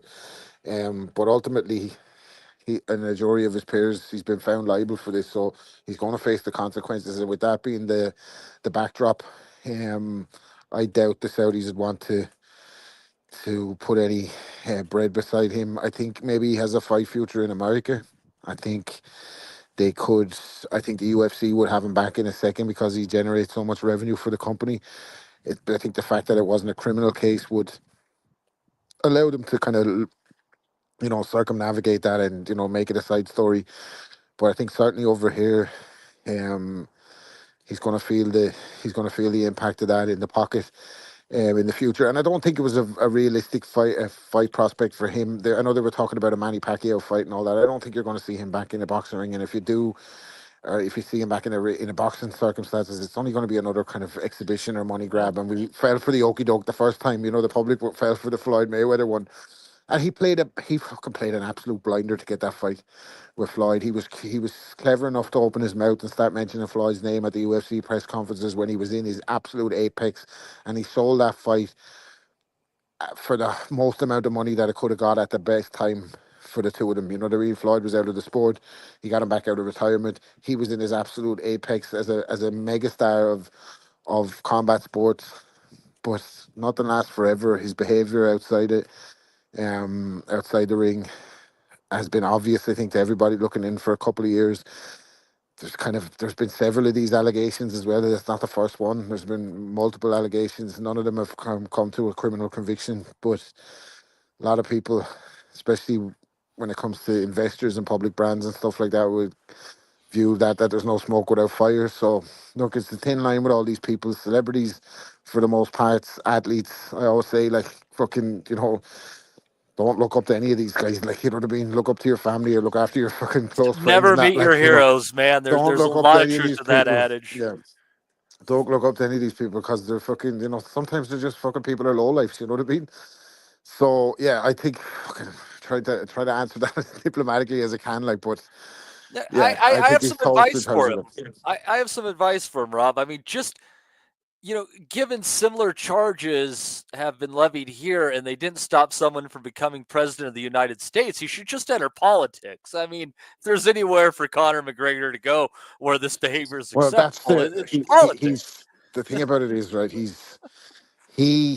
he has come out in after the riots and that and said he wanted to be the next president of Ireland and blah blah blah, and a lot of people have, especially on Twitter, like, have kind of, especially Americans on Twitter who don't kind of have the same insights. They've kind of said, "Oh well, isn't this a coincidence? McGregor said he wanted to be the leader of Ireland, and then whoa, this case comes out of nowhere." Well, it didn't come out of nowhere. Like, it was filed in 2018 or 2019 or something, and it didn't get to the director of public prosecutions here decided that they didn't have enough evidence to get a criminal conviction, and she decided to go civil. But it's been going on for 8 years, and as well as that, I think it's worth mentioning that it was reported in the news afterwards. Immediately afterwards, it had to be, there was some kind of injunction on the media reporting on it while the case was ongoing. But as soon as the ruling was heard, the news reporters were able to report that the girl that made the allegation had her house broken into um, by fellas with balaclavas and her partner stabbed. Now Jesus. they're not saying that the incidents are connected, but another girl um, in Spain who made a similar allegation against him, her car caught spontaneously combusted. So there's a lot of fucking murky waters there, like, and I think Isn't it nice to know that the old ways are still alive, Rob? Like, some things don't die, like car bombings and shit. It's with takes witness you back. intimidation and stuff. Yeah, yeah. So there's a lot of murky stuff going on there with him, and I think the most obvious thing is that he's clearly abusing cocaine. Like, that's admitted now in court or whatever. That's not an allegation. Like, it's not a speculative thing, and I think that amount of money, that amount of fame, and you throw coke and stuff in the mix. It's the Well, age old story, isn't it? when you consider the fact that, like, what stops most people from, like, being daily cocaine users who have tried it and enjoyed it is the fact that they can't, most people really just can't stand to shoulder $150 to $200 a day habit. But when you, like, find out that you like cocaine and you can afford that price, you think to yourself, huh, I should do cocaine every day. That would make life a lot of fun. So you do. As fucking Rick James said, it was a hell of a drug. Wasn't it? So fucking yeah, I don't know, man. Like I said, there's a lot of murky stuff going on there with him, and he's an 0-1 boxer anyway. So I think we should draw the line over and move on. Yeah, yeah, and you know, I just hope folks understand that if there is some sort of cabal that doesn't want Conor McGregor to be president of Ireland, well, sometimes you just got to side with the cabal. But Yeah, anyways, yeah, and think that the cabal has a fucking time machine as well to go back to the initial allegations. They're fucking morons. Like anyway, go ahead. but anyhow, Connor, thanks for that question about Connor. We appreciate you, sir, and continuing the support of the asylum. You ought to consider joining the group that you can find at patreon.com/boxing asylum. Lots of things going on there. You can get some extra stuff from Steve Wellings that he records on a near weekly basis. You can join the Boxing Nutters Messenger group and all that for a very reasonable price at patreon.com/boxing asylum. But anyways, we have a good number of cards coming up this week. Let's see. I believe that they have this one on ESPN, and God knows if anything has changed. I know that we're not that great with keeping up with stuff when it comes to the cards that are happening in the UK and otherwise. But let's see here, just to touch on really quick. You just get a feeling that this isn't going to go forward for some reason, that something will happen because it always does. From Bulgaria, you're going to have Kubrat Pulev against Mahmoud Char. We'll see if that fight actually happens, if Char actually ends up in a ring. He always seems to find a way not to. But then let's see here from London. We're going to have a decent little card here, actually. Some things to talk about, I think. Let's see here. Going to have a couple of Nokes on this card. Make sure I name the right one, the right fights. Let's see here. Royston Barney Smith in there against Andres Navarrete. I have no idea if he's any relation. 8-rounder. Pierce O'Leary is on the card. Sean Noakes versus Matthew Rennie. Alois Yumbo against Lewis Oakford. Lawrence Akoli taking on Hussein Muhammad at heavyweight. Solomon Dakers and David Adelaide. Brad Pauls against Denzel Bentley. And then I think the main event, that might be the main event, or it's Sam Noakes and Ryan Walsh. Either way, I think those two are very solid fights. Give me your breakdown on this card. What are you liking on there, Des? I like this card a lot. I really like it. It's a Frank Warren card. It's back at Wembley Arena. I like this card an awful lot. Lawrence Akoli's, is it his first fight with Frank Warren, Rob? Do you know that? Say that again? I think, I don't know if anyone would be Yeah, I aware. Is think this this Lawrence is. Akoli's first one with Frank Warren? I believe so. Didn't he go around the houses? Did he leave? Did he leave Eddie to go with Ben, and now was back with Frank, or did he just leave Eddie to Correct. go with Frank? He did. Yeah, No, he did. he's done that. Yeah, he's done that. So this is his first one with Queensbury. It'd be interesting to see what Frank does with Lawrence. Lawrence is Lawrence defend? I don't know much about this fight. Is Lawrence defending his bridgerweight title, or is this a heavyweight fight? If you don't know, it doesn't matter. It's got it at heavyweight on ESPN, but that who knows? I think, yeah, I just So this suggests to me that Frank Warren signed him and said, "Look, don't worry about the weight. Box at heavyweight. You can box Hussein Mohammed and get the first win under your belt." So I expect Lawrence to come through that. I don't expect Lawrence to operate at heavyweight just yet, but this fight's clearly going to be at heavyweight. There's some really interesting domestic fights here. Solomon Dakers and David Adelaide. Solomon Dakers is an area level kid. Boxing David Adelaide, who lost his British title against our guy Fabio Wardley, and it's a fight that suggests to me Frank Warren saying to one of them, "The winner I'm going to push on, the loser it's going to be a hard road back for you." David Adelaide's a lot of jeopardy to this one because Solomon's live and he's coming in with a champion's mentality. This would be an interesting one. I fancy David Adelaide to beat Solomon Dakers because I think he's just too strong, knows too much, and is probably going to learn an awful lot from the 6 or 7 rounds he's done with Fabio Wardley. I love the Brad Pauls and Denzel Bentley one. I think that's a brilliant British title fight.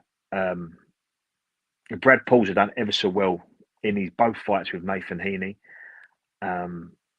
If the right Denzel Bentley turns up, I expect Denzel to win, but Brad Pauls is very tenacious. He's very gritty, and he's coming as a British champion, so that gives you another 15%. I I'm going to go with Denzel Bentley, but I'll have to call that one a bit closer to the weigh-in. Yeah, to have a it's look at 'em. weird. Is it because like Bentley on the right night is kind of like fringe world level, and I think Paul's is a good domestic level, but I don't think he ever would venture into the ring with some of the people that I think Bentley could have stood ground with on his good nights. No, that's a good observation, Matty. We've seen Denzel up at world level against Yanibek and do well out in Las Vegas against a world-class fighter. But I'm not quite sure if we could say Denzel's won at world level. So there's two things here. Fighting and hanging around at world level ain't the same as winning at world level. And we've never seen Denzel do that. So perhaps he's a good domestic kid dressed up as a world level fighter, or maybe he's just a domestic kid. We'll see. And I think Brad Pauls is the perfect opponent to answer that question for us. Denzel's in a good run at the moment. He's the Nathan Heaney one there was reasons for that, and he's come back against Dignam and Azizi, but Brad Paul's a step up from them two. So somewhere between Yanibek and Brad Pauls is probably where Denzel Bentley operates, but he's going to have to show up next week because Brad Pauls won't go quietly.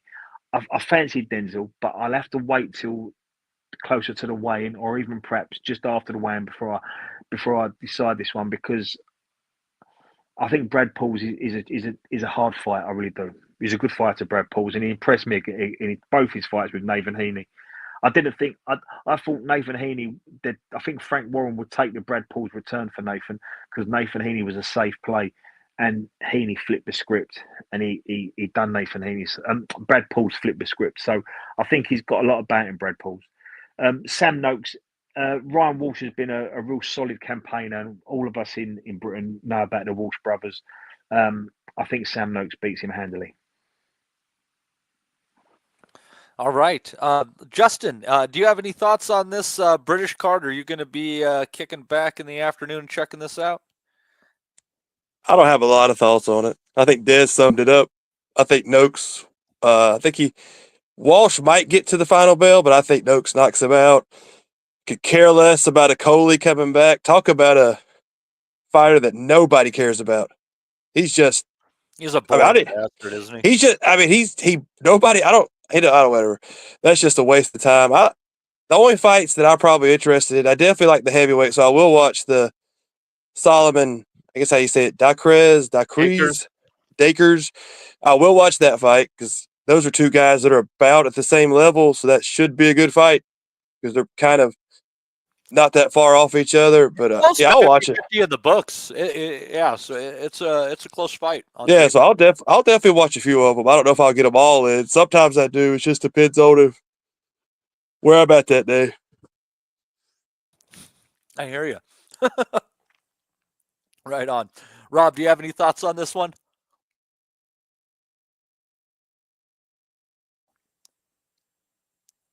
Rob, any thoughts on this one? I don't know if you went to the bathroom or anything.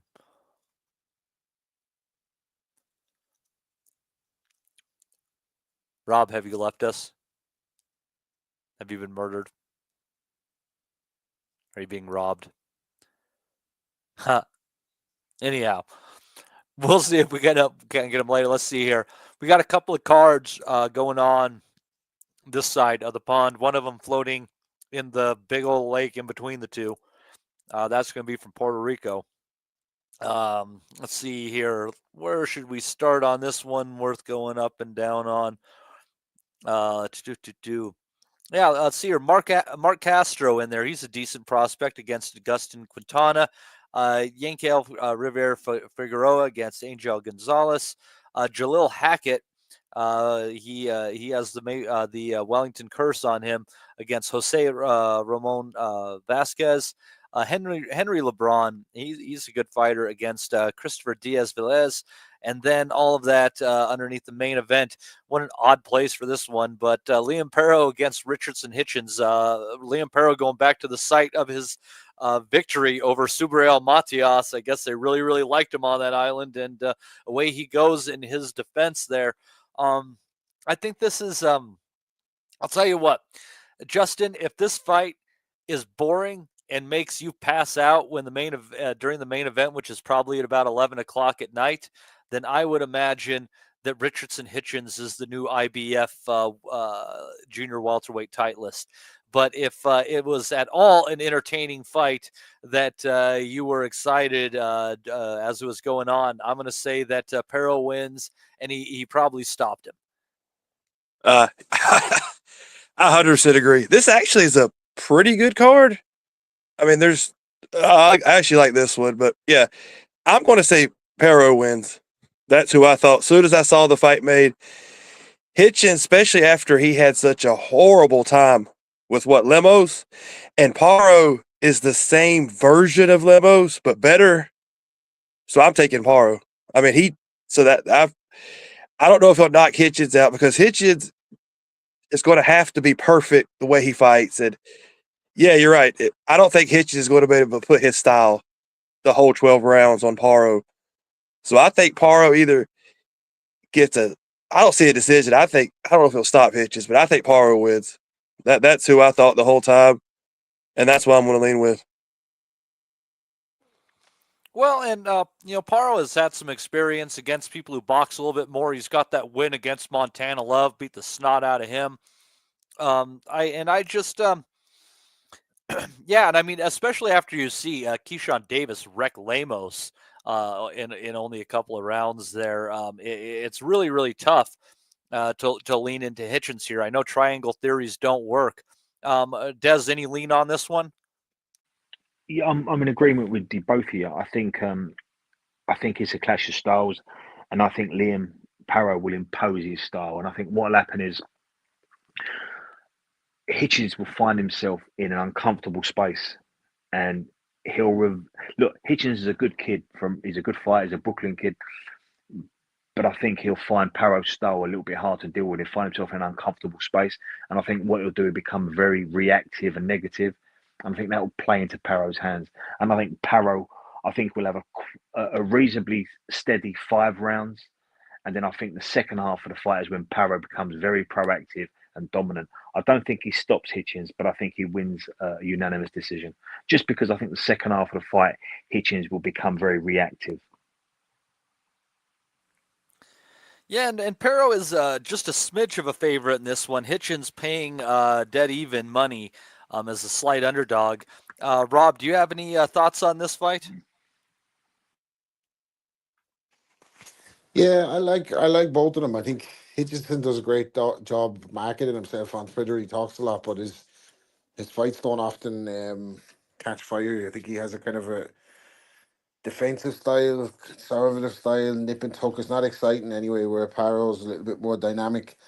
But I think Paro upset the odds at one of the previous fights where I was calling against him. And he kind of shocked me or whatever. But I'm expecting Hitchison to just win an ugly affair here, where he just nullifies him a little bit. I think it'll be more on the jab, a lot of clinching. And I think he's going to win an ugly decision. Yeah, Hitchens is going to need to do a lot of clinching to get through this one for sure. But it'll be interesting. I'll tell you what. I personally think that I'm going to have to be watching that one the next day because I think the card on ESPN, and I don't think that it takes a genius to tell you that this is a better card here. We'll work from the bottom up to the top here, but we got a couple of fights that are going to be worth their own discussion. So I'm going to we'll start at the undercard, and then we'll talk about those two on their own. Let's see what's worth talking about here. Giovanni Santillon working his comeback, going in against Frederick Lawson. I believe Santillon is the one who lost to Brian Norman Jr. last time out. Steven Navarro, Gabriel Bernhardt, that's over 6 rounds or at junior bantamweight. Albert Gonzalez and Gerardo Antonio Perez, 8 rounds at featherweight. Emiliano Vargas is out. He's definitely a hot prospect, taking on Alan Ayala over 8 rounds. Richard Torres Jr., yes, the wonderful mustached one, taking on Isaac Munoz over 8 rounds. And then Lindolfo Delgado against Jackson Marinez at junior welterweight. That's a decent fight, and I think that Delgado might be surprised on that one. Marinez is a damn decent fighter. Let's see here. What do you think on that undercard there, Justin? Yeah, I like Vargas because Fernando's boy. That's Fernando's boy, right? Yeah. Yeah. I think he's got a chance to be something. They're none of them are really 50-50. Am I wrong? Is Frederick Lawson, is he related to the guy that cheap shotted Uskatagi? Or is that something? Or is that just the same name? Was it a guy named Frederick Lawson, the trainer that cheap shotted Uskatagi, or am I going off on a tangent here? Maybe I'm wrong. Lawson, I think I remember most. I don't know if they're related, but I think I remember Lawson most. He didn't he got knocked out in 6 rounds by. God, it's killing me. I don't. One of those. Well, maybe Alexis. I don't know either. Might have been Alexis Rocha. I don't know. I just know Frederick Lawson, senior or junior, is the one that cheap shotted Uskatagi. Anyway, yeah, it's pretty good. I mean, the main event fights are, of course, they're pretty decent, but it's not a bad card. I mean, would you do these little Saturday night? I mean, ESPN cards have kind of been hit and miss lately on their undercards, so this is solid. It's kind of what you expect, so I'm happy with it. Yeah, absolutely. Again, these aren't the greatest fights, and I guess when you have the 2 big fights on this one, they're not going to be the best one. Des, do you have any thoughts on the undercard before we get to the 2 mains? No, not really. I mean, it's possible to be probables, isn't it? And it is what it is. This is how boxing was built. You have a main event, you have a chief support, then you have area titles and prospects. So there's nothing wrong with this card. It's a fun card, but it is all about the top 2 ones. Yeah, and I think we'll just probably get into those. Let's see here. We'll start into what is going to be the appetizer for the main event here, or maybe this is more like a fancy 5-course dinner, and this is right before the main here. But we have a rematch of Rafael Espinosa and Robesi Ramirez. Ramirez, a slight favorite for this one, even though he's coming in having lost the first fight. But really looking forward to this one. Espinosa, just a monster, 6-foot-tall fighter. But Ramirez, such a sharp puncher. Both of them touched canvas in the first fight. It was a hell of a good war. Rob, I'm really looking forward to this one. But I get the feeling that Ramirez might try to make it boring, considering the way the first one went in a firefight.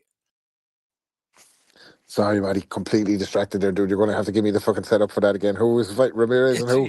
And Rafael Espinosa, the one who beat him, the big old 6-foot-tall bastard. Yeah, I think he's going to have to make an adjustment in the second fight, and I think you could be right. Boring decision, 12-round decision. For Ramirez? Yep, 100%. Well, boring. Man, sometimes you got to do what you do to get the win. You know what I mean? Only a fucking fool does what's that definition of madness? Insanity, doing the same thing Yeah. and expecting a different result. Exactly. So you have to make adjustments, and the better fighter wins the rematch 99 times out of 100. So I'm going to go with Ramirez. Interesting. I don't know, Justin. Where are you going on this one? It's just Espinosa is kind of like Sebastian Fundora. I mean, he's just a freak of the division, and it is so hard to prepare for a fighter with who is built this way. I mean, he's a 6-foot-tall featherweight. It's no joke. I'm gonna go with the tall asshole because he looked. I like the way he fought. He was fun to watch. He's Ramirez. I mean, you really can't get to him that much. And Ramirez did get him a couple times, but he's just. I don't know. I just kind of feel. I just like the tall guy. I've never been impressed with Ramirez. I know some people have been impressed. He's decent. I don't think he's what Top Rank thought he was going to be. I mean, yeah, granted he lost his first fight, but I still don't think he's exactly what they was hoping he would be. So I'm going for the tall guy. That's who Espinosa. That's who I want to win. So I'm just going to root for that guy because that's who That's what I like. I like the Fundora type guys because they're always just. It's like watching I like the uniqueness of it. Seeing like a really huge guy in a weight class, it's just different. To see a big 6-foot dude, tall dude, so that's what I'm going for. And I think if I had to bet, I want to say he's going to.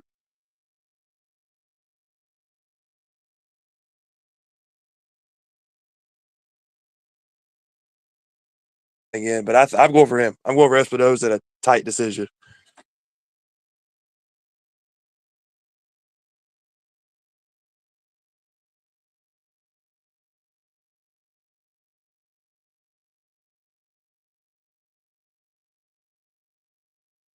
Oh, I was on mute there. Good for me. Yeah, it's I don't know. Dez, you're a big Ramirez fan. I guess we need you to come in here against Justin. Are you going to stand up for your boy? How do you think he fares in the rematch? I think it's a good rematch, and I think I hear what Justin's saying, and I hear what Rob's saying too. There's an argument to be had that Espinosa's all wrong for Robsy. He can punch. He's been a 10-year plus pro. He's experienced. He's marauding. But there's also the argument that Robsy has touched Espinosa in the last one, and he can get to him. And Robsy had this window in his career, the Dog Bay, the Shimizu, and the Benitez window, where I thought Robsy was really, his timing was right, and he had great snap about his punches. But he's not quintessentially a puncher, Robsy. He has to get to you with style, snap, and timing. If he can keep the right distance and walk Espinosa onto one of his shots, I think the better fighter should win. I think Robsy, depending how he's living, and he is that story of a Cuban in Miami, and if after 16 fights and 2 Olympic golds and a 10-year elite amateur career where he went all around the world fighting and beating the best kids, if after all of that we can still see the best version of Robsy, I think Robsy gets to Espinosa. But I'm not sitting on the fence here, but there's an argument that Espinosa could be all wrong for Robsy at this time. Very similar to like the Fundora type effect. My heart is telling me that Robsy gets through this one because the better fighter will improve. Robsy's already touched him, and he will be better second time round. And the first one was a close one, so I'm going to go with Ramirez, but it's a lot of jeopardy in this one. Now, I know they're not both southpaws, but I just have this weird feeling that this one might be the same, or excuse me, similar to the rematch between Sergio Martinez and Paul Williams. And not only that, but also the way the first one went, which is a very close affair as well. And I think it might follow that narrative in this rematch too, with Ramirez picking up a hard knockout victory. But we'll see. We'll see. You got to remember, counterpunchers always Matty, pick up something. That can happen. Yeah, that can absolutely happen. If he can walk Espinosa onto one, and if he's got his timing right, and he's learned so much from the first one, because I think the first one might have caught him out a little bit, and you never quite know how Ramirez is living.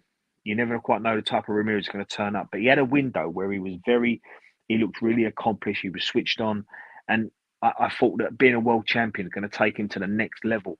But Espinosa turned up, and sometimes you do have them nights, and it was a close one. If the right Robsy turns up, I could see that. Outcome as well. But it's got to be the right Robsy that's got his timing right, his distance right, and knows how to sit down on his punches when he throws them.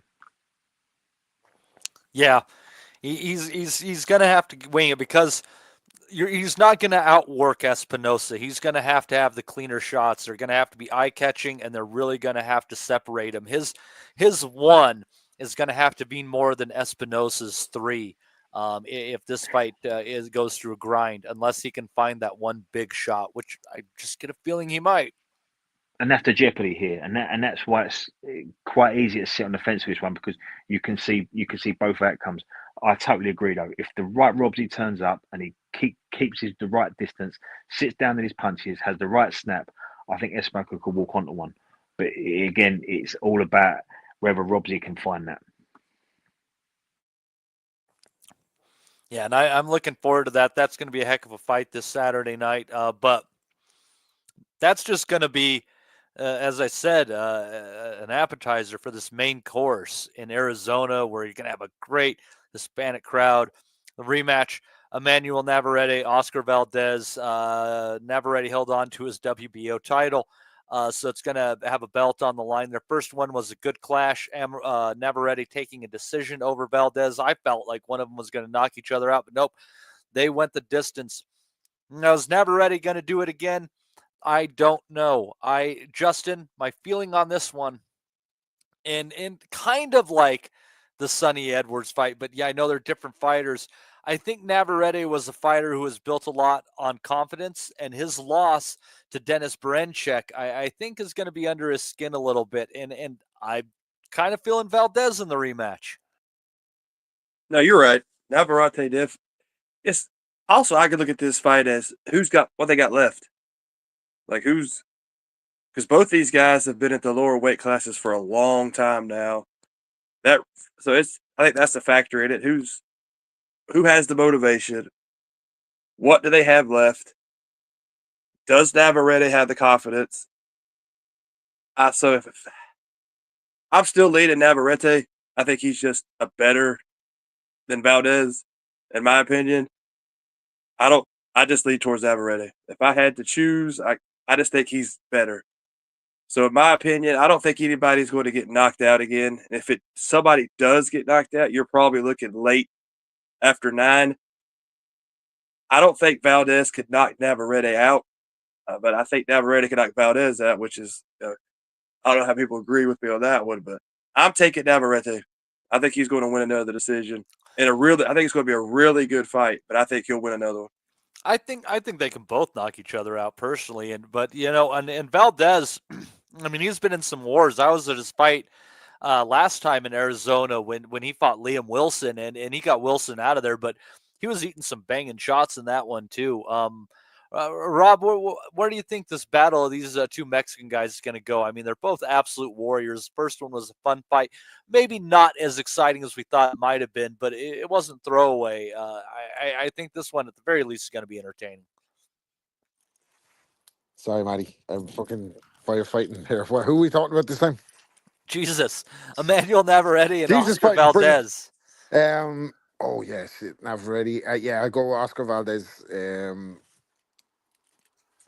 Don't think stoppage. I think it'll be maybe a 8-4, 7-5, something like that. A lot of exchanges, a lot of fucking people just try. I think two fighters just not willing to give ground. But I think, yeah, I'm just gonna go Valdez over the course in a rough night. Yeah, I'm feeling the revenge on this one, and this is just one of those things. It's top rank, etc., etc. I think in a close fight, dare I say that the powers that be mingle in and say this screams trilogy. So in a close fight, I think it's going to go to Valdez this time. I fancied Valdez, and I thought I'd be the only one. But Rob and yourself and Justin have all gone that way too. What swings it for me a little bit is I've not been overly impressed with Navarrete, albeit up at lightweight.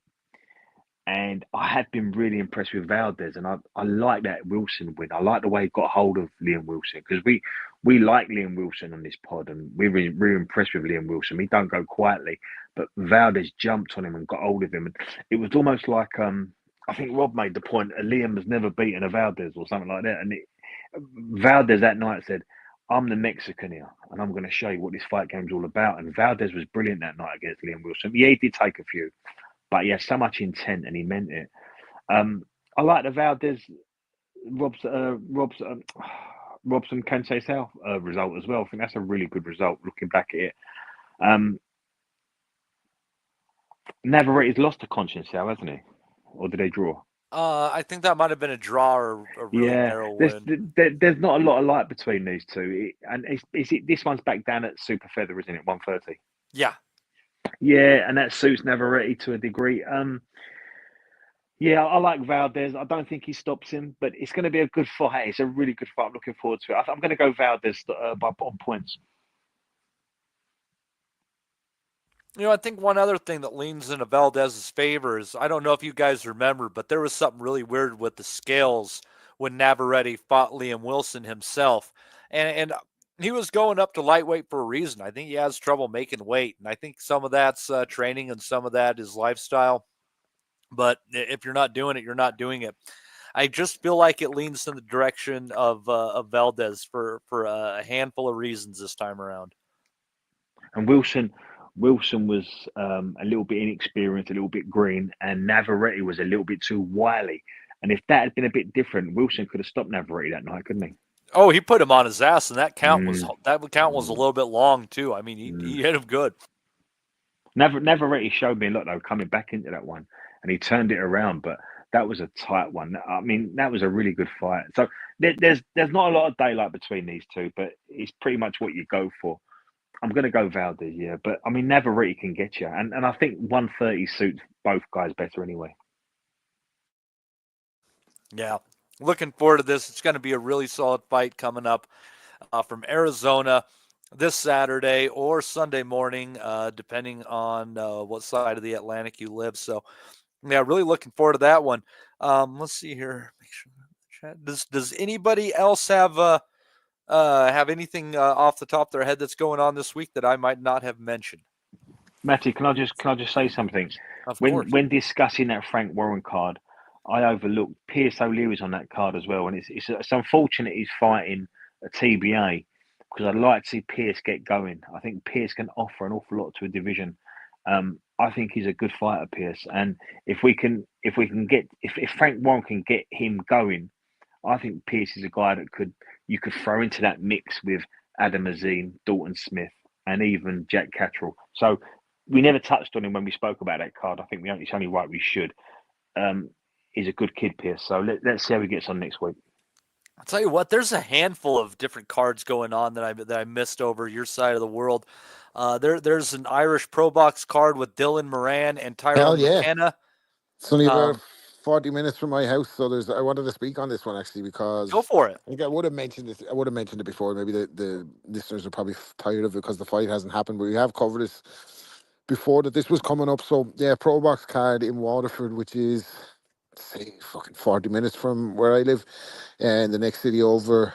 And we've got two Wexford pro fighters on the same card, and I think this might be the first time that's ever happened in history. I could be wrong, but two welterweights, Dean Speedy Gonzalez Furlong and Dean Welch. So one of them had a kind of has his father is from Wexford, but he was raised in Alicante, half between Alicante and Wexford. Wouldn't have had the same kind of amateur pedigree, but turned over as a pro. I think he's on about his third pro fight now. This is a Conlon boxing pro box card. So he's with Conlon, and Dean Welch, who would have been like highly decorated Irish amateur, highly favoured to go to the Olympics, won the All-Ireland Seniors last year and still didn't get selected on the Olympic team. Had a couple of missteps in his personal life and did his time, etc., and is now on the straight and narrow and looking up in terms of making his pro debut. So they're both Wexford welterweights. So, I mean, hopefully if the two of them keep winning, maybe they can meet down the line. I think they train together. They're probably good mates. But the prospect of a pro card held in Wexford is a realistic fucking proposition if the two of these guys keep winning. Dean, I know both of them, but I know more Speedy Gonzalez's family. I know Dean himself and his family as well, but I get on quite well with Dean. I would have trained with him over the years. I would have known him since he's around 14 and has come up. He's always been a fantastic talent. So I'd be remiss if I didn't give him a mention and a shout out ahead of his pro debut next week. He's in his 30s now, so this is kind of, his ambitions obviously with the box for Ireland in the Olympics didn't work out. He won everything there was to win in the amateurs, in the juniors and in the seniors. And I'd love to see the two of them go and make some money for themselves now as Wexford kids. That's on the undercard of Dylan Moran versus Tyrone McKenna. I think Tyrone has recently announced his retirement and then done a U-turn on that to come back maybe for one last fight. Dylan Moran, I think, will be the favourite there, the fresher kid. I think he's only lost to Florian Marku. He maybe lost to somebody else as well, I don't know. But I think McKenna's lost 4 of his last 6, something like that. But he's always in a fight and he always gives good entertainment. So that should be a right night's entertainment down in Waterford next Saturday night. Paulie Malignaggi and Chris Algieri were in town for the pressers there a couple of months back, so they'll be making a return to Waterford, which is something I never thought I'd be fucking saying. Paulie Malignaggi makes his return to Waterford after his first visit here. So look, it should be good. It's good for guys, local guys. Boxing was dead in Ireland for such a long time because of certain circumstances that played out. So we weren't able to have pro fights here. So now that the guys have a chance to turn over from the amateurs instead of stay. Basically, if you're an high performing Irish amateur boxer over the last 10 years, if you didn't stay in the high performance program, which gears you towards the Olympics, then you're basically faced with the prospect of moving to the States or moving to the UK because there's no chance of a pro fight here.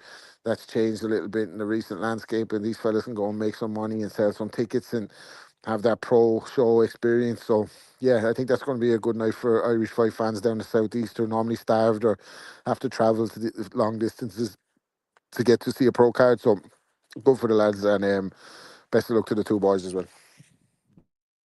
Excellent. Nice breakdown there, Rob. Let's see here. Also on that day, from Sheffield, going to have Danny Quartermain against Jack Bateson. That's going to be on DAZN. And also on DAZN at the very same time from the Brentwood Center in Brentwood. Imagine that. It's going to be a rematch. I actually remember looking this up between Ben Crocker and Stelios Papadopoulos. Des, do you know anything of these fights? No, I don't. And I'm very close to Brentwood, so I might go down and have a look at it, but I'll have to look on both up before I can tell who's going to win that one. Yeah, apparently the first fight with Crocker and Papadopoulos was quite close. So yeah. So anyhow, looks like we're going to have a whole lot going on there, but man, look at us go. We got out of here in like less than 2 hours. This is really impressive, but we're going to have a lot to cover this month of boxing. Is going to be pretty fantastic. Let's actually just touch on kind of what's shaking on the bigger end of the fights here. Because I mean, this is obviously a huge month that caps off with the Japanese fights at the end, which is always a blast. So let's see here. Get all this stuff on the 7th. And then next week on DAZN, unfortunately, I've got it all as TBA fights, but Patty Donovan's going to be on there. And then going to have a card from Orlando with Antonio Vargas against Winston Guerrero and Gergen Hovanesian and Patrick Melata. It's a heavyweight fight. No reason to mention that one. Let's see here. Jaime Munguia going to be out also a week from this coming Saturday. Siobhan Clark is going to be out on a card from Monaco, which also is going to have Mirjan Akhmadaliev on there as well. And Gary Cully and Maxie Hughes is on that card as well. Actually, that's a damn decent fight. Lucky bastards in Monaco. Going to have the Liverpool card, Natasha Jonas and Lauren Price on there. Alexis Rocha is going to be out against Raul Curiel on that same day. Man, this is busy. Then the next week we have Usyk and Fury rematch, and also Bahuchik versus Madrimov is on there. And then on Christmas Eve, we're going to have Inoue against Goodman. And then you're going to have Yoshiki Takei on there as well. And I know you really enjoyed him last time out there, Des. And then the fight, the year is going to end with a card in Tokyo with the rematch between Fernando Martinez and Kazuto Ioka. So this is going to be a really fun month of boxing to wrap up the year. We'll also probably be doing some lists as well to wrap things up. So yeah, looking forward to it. A great way to finish this off in 2024. There have been some hits, there have been some misses, but at least they're swinging for the fences in the last week here. So I appreciate everybody that was in the chat here today, as well as Mr. Connor Matiru, who threw in a 249 super chat. Really do appreciate you there, sir. But for Des, Justin, and Rob, I've been your host, Matt DiGianardo. You folks have a fantastic week ahead, and we will see you next Sunday. We'll never forget. Ja, dat is gedaan. Go to and move! we want to be honest, yeah? Crying like a little bitch. I've never met a fucking wank that can fight me. I fell asleep. I fell asleep. You're a fucking bum, you're a fucking asshole. Rumpo fucking Steltskin. But allegedly, Oscar Rivas has failed a test. 7-year aim. 7-year aim. I will fucking smash fucking you. I hope you fucking die. Be safe. I love boxing sounds, simple as that.